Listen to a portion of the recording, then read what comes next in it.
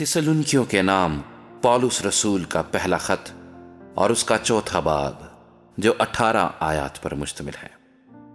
गर्ज ए भाइयों, हम तुमसे दरखास्त करते हैं और खुदावंद यीशु में तुम्हें नसीहत करते हैं कि जिस तरह तुमने हमसे मुनासिब चाल चलने और खुदा को खुश करने की तालीम पाई और जिस तरह तुम चलते भी हो उसी तरह और तरक्की करते जाओ, क्योंकि तुम जानते हो कि हमने तुमको खुदावंद यीशु की तरफ से क्या क्या हुक्म पहुंचाए। चुनाचे खुदा की मर्जी ये है कि तुम पाक बनो,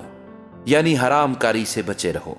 और हर एक तुम में से पाकीज़गी और इज्जत के साथ अपने ज़र्फ को हासिल करना जाने, ना शहवत के जोश से उन कौमों की मानिंद जो खुदा को नहीं जानती। और कोई शख्स अपने भाई के साथ इस अमर में ज्यादती और दगा ना करे, क्योंकि खुदावंद इन सब कामों का बदला लेने वाला है। चुनाचे हमने पहले भी तुमको तंबीह करके जता दिया था, इसलिए कि खुदा ने हमको नापाकी के लिए नहीं बल्कि पाकीज़गी के लिए बुलाया। बस जो नहीं मानता वो आदमी को नहीं बल्कि खुदा को नहीं मानता जो तुमको अपना पाक रूह देता है। मगर बरादराना मोहब्बत की बाबत तुम्हें कुछ लिखने की हाजत नहीं, क्योंकि तुम आपस में मोहब्बत करने की खुदा से तालीम पा चुके हो और तमाम मकदूनिया के सब भाइयों के साथ ऐसा ही करते हो। लेकिन ऐ भाइयों, हम तुम्हें नसीहत करते हैं कि तरक्की करते जाओ और जिस तरह हमने तुमको हुक्म दिया चुपचाप रहने और अपना कारोबार करने और अपने हाथों से मेहनत करने की हिम्मत करो, ताकि बाहर वालों के साथ शाइस्तगी से बर्ताव करो और किसी चीज के मोहताज ना हो। ऐ भाइयों, हम नहीं चाहते कि जो सोते हैं उनकी बाबत तुम नावाकिफ रहो, ताकि औरों की मानिंद जो ना उम्मीद हैं गम ना करो।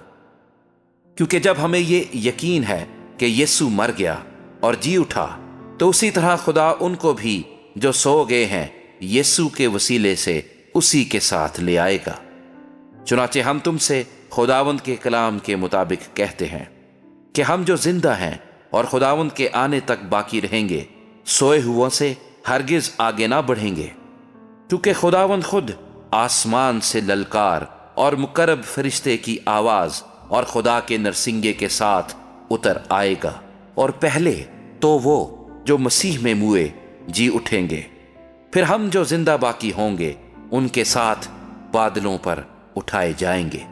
ताकि हवा में खुदावंद का इस्तकबाल करें और इस तरह हमेशा खुदावंद के साथ रहेंगे। बस तुम इन बातों से एक दूसरे को तसल्ली दिया करो।